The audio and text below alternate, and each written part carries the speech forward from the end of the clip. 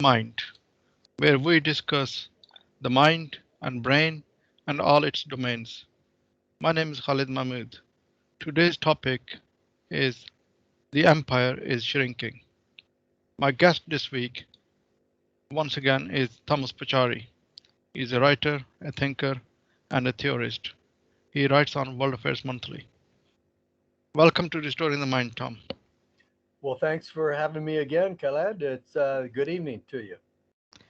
Okay, let's make a start. Yeah, I want to start off with a very basic kind of question. And since we're talking about the empire in today's interview, yeah. what are the characteristics of an empire? What makes an empire an empire? Well, you shared with me some of your questions, so I looked them up on the net, and I thought, all right, look, I'm just going to give you what I think. Forget the information on the net. So, what are the characteristics of an empire? Seems to me that you have, there's the big ones and small ones, but let's just take the pretty big ones. You have a group of people that kind of form an identity, a tribe or some sort of nation or whatever. They stick together, and they're pretty clever, and they have a lot of tools and surpluses, a food surplus. They have a lot of wealth building up, and before you know it, they got guys who were developing weapons, and anytime in history, modern or ancient. And then they say, well, look, we got these weapons, we got this surplus, and we have these neighbors here or somewhere, near us, and they're pretty inferior. So they decide, this group decides, well, we're gonna take our armed forces, soldiers of some kind, or maybe they'll do trade. They could be simply trade and not military force, and they go trade. Like I said, it is important to note that it might be just commerce. So they go over to this foreign land, Hmm. and or it could be far, it could be near, or whatever, and they pretty much dominate because the foreigners don't really have the skills and knowledge and the technology that these guys have, and so these guys take over, and that enriches these guys even more because they basically seize the assets of the foreigners, and kind of boss them around, tell them what to do, and or maybe it's more benign and they have a commerce. So that would be my answer. Now, I mean, I suppose the Roman Empire is a good example, and I'm just going to give you this example right away because I knew you would be asking it. It's pretty cool.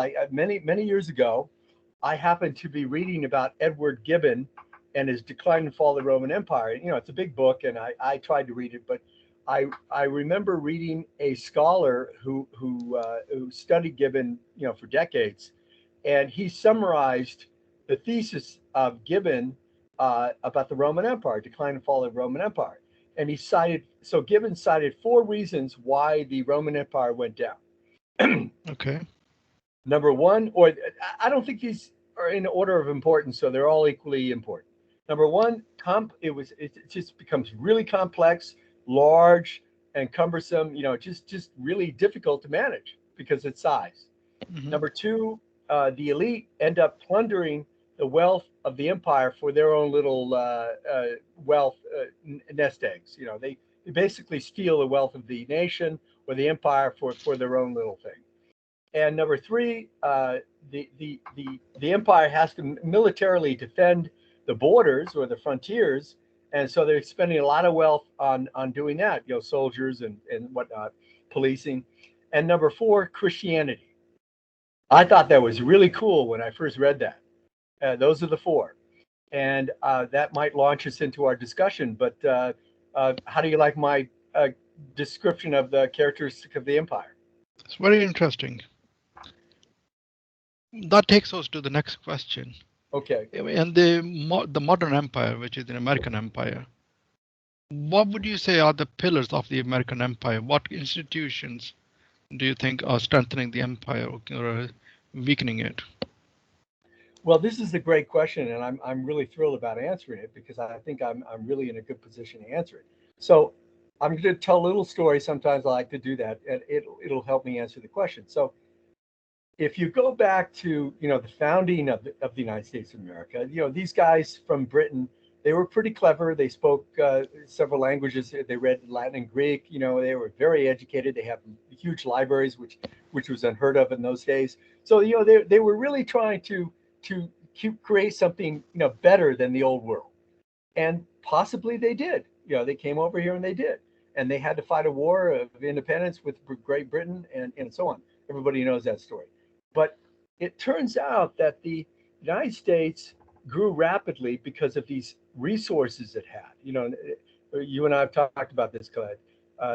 Natural gas and of course, I'm sorry, crude oil and coal and huge amount of natural resources, not just energy, but and arable land and protection from being attacked by the oceans and it's pretty obvious that America was doing very well, and hardly anybody living in North America. The indigenous people were really small population. Okay, so we all know that. Well, so the system is building up, and it's getting pretty wealthy. And this guy de Tocqueville, everybody knows who he is. He came over and he was amazed. I think I'm quoting him correctly. He went to Philadelphia and he spent a couple of years here, I guess, and he is Frenchman, from Paris. And he was amazed. He said he wrote that Philadelphia was more prosperous and more lit up than more lighting than Paris. So this was, I guess, I don't know exactly year because everybody can look it up on the net. But so the United States was really moving along and doing very well. And then you have this really kind of a turning point. World War One thrust the United States into Europe, and was the Americans were going to intervene in this big war in Europe. Well, it turns out that the Europeans naturally borrowed a lot of money to fight the war with each other, right? Mm-hmm. Borrowing a lot of money. And guess who was the creditor to the Amer- Europeans? America. America. Yeah. This is fascinating. And so the Europeans were bankrupting themselves, bloody wars and killing each other, and the United States became a net creditor nation, fairly sizable. I don't know the numbers. Everybody can try to look it up. It's kind of nerdy if you want to do that, but it was, just take my word for it. It was a fairly large creditor nation following the end of World War One. Mm-hmm. Now we have then pretty soon after World War One concluded, we have the beginning of World War Two, and it kind of repeat of the same thing, and they're borrowing money to finance their war in Europe, and the United States again is the creditor. And the United States, at the conclusion of World War Two, it becomes a gargantuan net creditor, meaning that we have the cash, we're loaning it out, we're the banker to the world, and everybody's screwed up and destroyed, and we're really top dog, right? To put it Okay. simply. And so then that's 1945. Mm-hmm. 1985, speed up and go to 1985. By 1985, we are a net debtor, Wow. meaning that more money is leaving the United States. I'm sorry, more money is coming into the United States. We're borrowing more than we earn, basically. I Mm-hmm. don't know. Look it up. It's more money is is is being used Mm-hmm. up, and we're not earning enough to pay for that. Sure. Okay, we're a debtor, and so and the economists have these technical definitions. You can look it up, but it's kind of boring. And so 1985 is that when that happens, middle of Reagan, right? And Mm-hmm. sure enough, how many years have passed since 1985? Let's just say it's 40 years, right? Yeah. 40 years have passed. So 1945 to 1985, that's 40 years. Another 40 years, and here we are, 2021, and the United States has been a net debtor for that long, and it's building up, and now it's at the point where it's going to collapse. So there's my answer. Wow. It's all very predictable. Now, in the case of the United States, I think the problem you find is that, maybe I'm answering a question that you're going to ask me in the future here, but uh, you build up a formidable empire force, or whatever you want to call it. Mm-hmm. And you're doing your thing, you're making a lot of money, you're exploiting people, or maybe you're not so exploiting people so much, you're doing commerce, whatever. You're being nice in some degree. But the issue is you're building up a force, a Mm-hmm. power.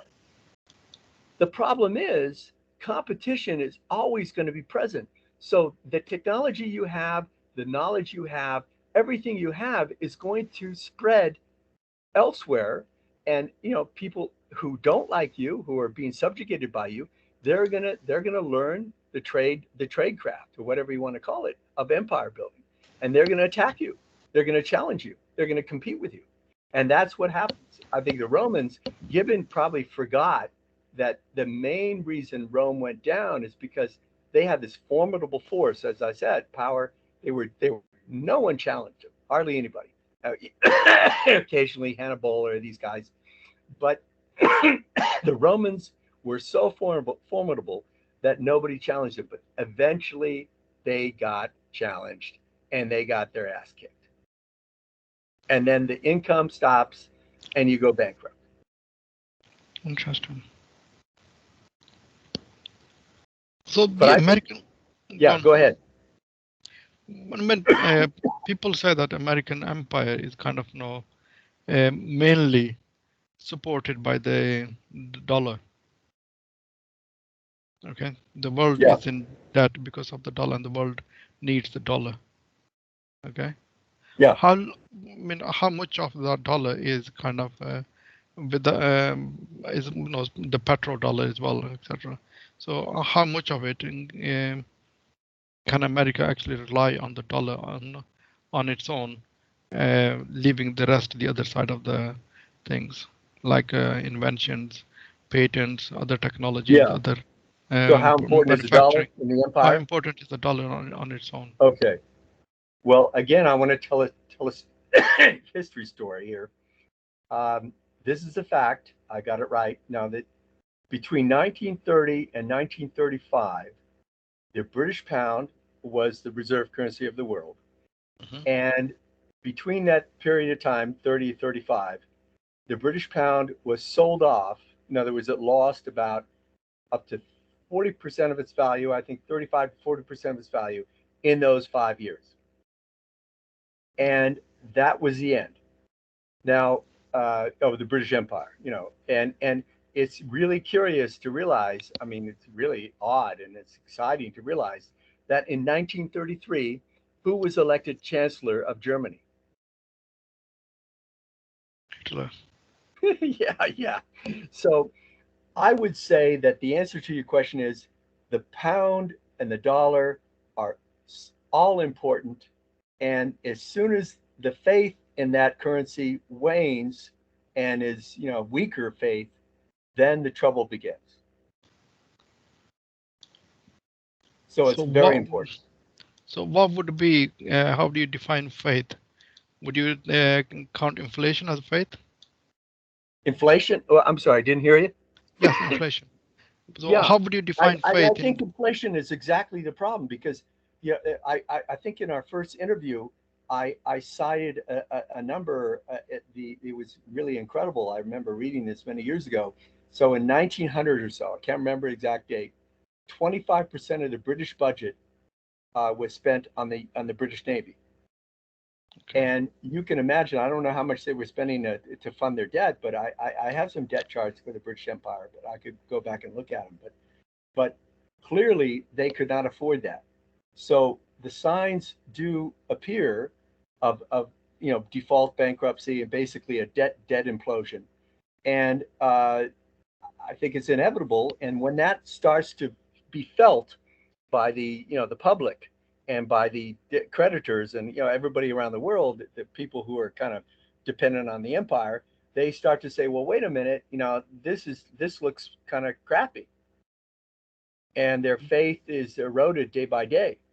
And I guess from 1930 to 35, the faith eroded pretty quickly in the British pound, and 35% is all it took.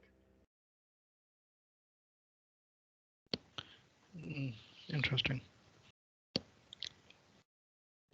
One final thought about the pound Okay. and the dollar. It's really, I know it's ridiculous to say, and everybody says this, but I would say it's pretty hard to predict when these kind of things are going to happen. When the faith will erode. The dollar right now is still pretty strong, uh, and it could be strong for another 10, 15 years. We don't know. But as long as people are excuse me for the cough. As long as people are confident that, like you said, there's modest inflation. The empire looks like it's solvent. Everything looked good. they're going to be hopeful. But if they're not, then it starts to get there. They're going to say, well, I don't want the dollar. Okay. I mean, I've been looking at some of the old charts of America when America was great, like you said, in not before 1945, etc. Yeah, And at that time, America had so many banks, maybe thousands of them, yeah, and now it's probably about 4 or 5 of them yeah. on Large about banks. Yeah, 80% of the most of the banking in America. Okay. yeah. Similarly, in anything and everything, the competition has been killed off, and That's it right. was it was the competition that actually made America. That's Some right. say. Absolutely. Okay. Well, and your Why? question is, yeah. My question would be, if it is a competition that created the inventions and innovations and patents and everything, Yeah. and but now those companies that actually been buying out each other, they are not spending on inventions and innovations, No. and they are just eating up the profits and etc. And the competition is no longer there. Why did America agree to get rid of competition? Well, that's a really I like the question, and I think I'm going to answer by saying that uh, I told you about Richard C. Duncan, Yeah. and Duncan. I'll just tell the audience, Duncan was probably the first gentleman to understand that energy production per capita will peak in the world, and when it does peak, it will go on for some time, and then it will start going into decline per capita. Hmm. And he argued back in the 90s that the energy production per capita um, was going to peak around, well, for the United States, it was going to peak around 2000. I can't remember the numbers. We can provide the audience with the Wikipedia page, but he argued that because of this energy production decline, living standards in the United States would basically peaked in the 70s, when I was in high school. And Okay. so, as living standards, living wealth peaks and then starts to decline, you don't have competition. You have monopoly building, right? So it's Hmm. the system's in decline, and there's less room for everybody. So you just have the big boys dominating. So there's the answer to the question. Okay. Final So last question. as the system goes up, there's a lot of competition. There's a lot of small guys, and then the system goes down. There's no competition, and the big boys dominate. Yeah, sorry. Go ahead. Uh, the last and final question. Yeah, Do the American public actually realize that the empire is in decline?